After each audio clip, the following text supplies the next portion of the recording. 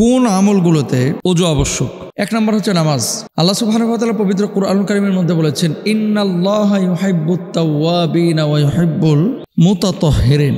আল্লাহ তওবাকারীদের ভালোবাসেন এবং যারা পবিত্র থাকে তাদেরও ভালোবাসেন। কিছু কিছু আমল আছে যেখানে যদি আপনি ওযু না করেন আপনার আমলই হবে না, যেমন নামাজ।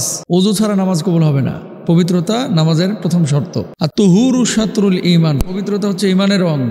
তো নামাজ যখন আপনি আদায় করছেন, যদি ওযু না থাকে আপনার নামাজ আদায় করে কোনো লাভ নাই, আপনার নামাজটা হবে না। এবার আসেন 2 নম্বর, জানাজা। আমরা অনেক সময় জানাজার নামাজে যাই। কিছু কিছু মানুষ গ্রাম অঞ্চলে আমি নিজে দেখেছি, স্বাভাবিকভাবে যেহেতু মসজিদে ওযুর ব্যবস্থা থাকে, গ্রাম অঞ্চলে ফাঁকা মাঠে জানাজা হয়, মসজিদে হয় না, আপনারাও জানেন। তো এখন দৌড়ে এসে দেখতেছে পুকুরও নাই, পানিও নাই, মানুষে কি বলবে, এই জন্য জানাজার নামাজ দাঁড়ায় গেছে, সেও আল্লাহু আকবার বলে যাই একটা কিছু হবে না, এরকম একটা ভাবছে, দাঁড়ায় গেছে নামাজের জন্য।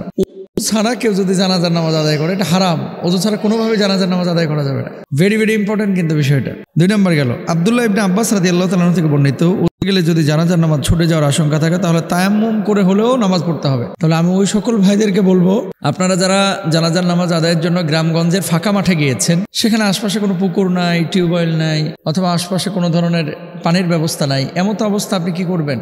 এমতো অবস্থায় মাটি দিয়ে তায়াম্মুম করবেন। মাটি দিয়ে তায়াম্মুম করে তারপরে আপনি জানাজার নামাজ দাঁড়ায় যেতে পারেন, কোনো সমস্যা নাই। তবে এটা কোন ক্ষেত্রে? এখন আপনার এখান থেকে 500 মিটার দূরে পানি আছে, হুজুর তো বলছে তায়াম্মুম করতে, চেষ্টাও করলেন না, যায় মাটি মেরে বাস নামাজ পড়ে চলে আসলেন, এটা কিন্তু হবে না। অপারগ, অক্ষমতা, কোনোভাবেই পানি ম্যানেজ করতে সম্ভব হয় নাই, এক্ষেত্রে তায়াম্মুম করবেন। 3 নম্বরে যে আমলের কারণে ওযু থাকাটা জরুরি সেটা হচ্ছে তেলাওয়াত এবং শুকরের সেজদা।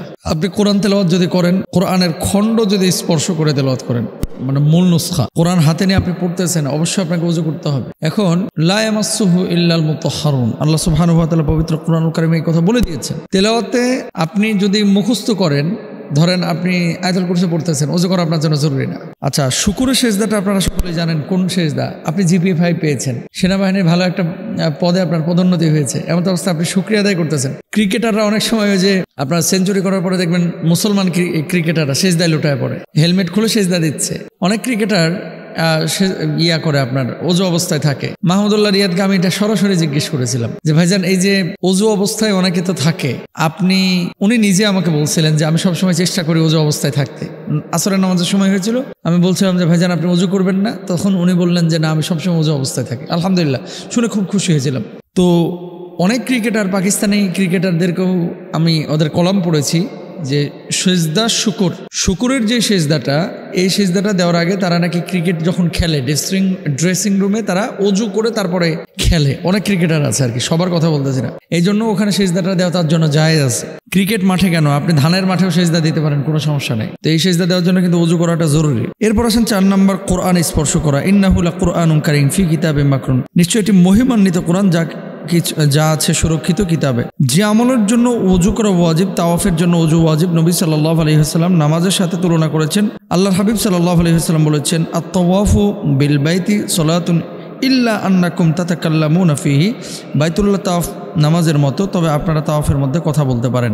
রাসূল সাল্লাল্লাহু আলাইহি ওয়াসাল্লাম তিনি ওযু করে নিতেন তাওয়াফের আগে। আম্মা জান আয়েশা সিদ্দিকা রাদিয়াল্লাহু তাআলা আনহা কথা বলেছেন। এখন আসেন 1 মিনিট আমি বলে দিই যে কোন কোন আমলে ওযু করা দরকার নাই। দরুদ শরীফ পড়বেন, ওযু করা দরকার নাই। জিকির আজকার করবেন, আল্লাহ আল্লাহ আল্লাহ, ওযু জরুরি না। আপনি কাউকে সালাম দেবেন, ওযু জরুরি না। আপনি মসজিদে এমনি ঢুকেছেন, ওযু জরুরি না। একটা হচ্ছে জরুরি না, আর একটা হচ্ছে যে থাকাটা ভালো। ওযু অবস্থায় যদি থাকেন আপনি, এটা ভালো। এই অবস্থায় মওত হলে একটা হাদিস অনুযায়ী আপনাকে শাহাদাতের মর্যাদা দেওয়া হবে। তারপর আসেন, ভালো কোনো কাজ করছেন, ওযু জরুরি না। সাদাকা করছেন, ওযু জরুরি না। একজন মানুষের সাথে সুন্দর করে কথা বলছেন, ওযু জরুরি না।